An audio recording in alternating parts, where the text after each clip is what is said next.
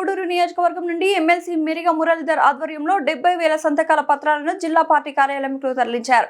ఈ సందర్భంగా ఎమ్మెల్సీ మిరిగ మురళి మాట్లాడుతూ జనహృదయ నేత, ప్రజల కోసం ప్రతిక్షణం ఆరాటపడే వ్యక్తి, మా అధ్యక్షులు మాజీ సీఎం జగన్మోహన్ రెడ్డి ప్రజల కోసం ఏర్పాటు చేసిన 17 కాలేజీలకు ఆమోదం తెలపగా ప్రభుత్వం మారగానే 17 కాలేజీలను ప్రైవేటీకరణ చేసేందుకు పేద మధ్యతరగతి విద్యార్థుల కలలను చెదిమేయడానికి ప్రస్తుత ప్రభుత్వం ప్రయత్నిస్తుందని, దానిని ప్రజలు కోటి సంతకాలతో తీవ్రంగా వ్యతిరేకిస్తున్నారని తెలిపారు.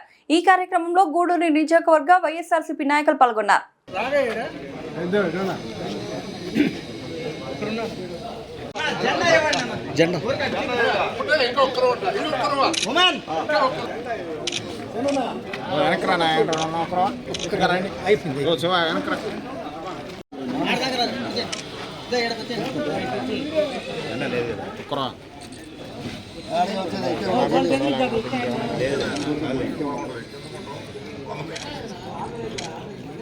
లేదా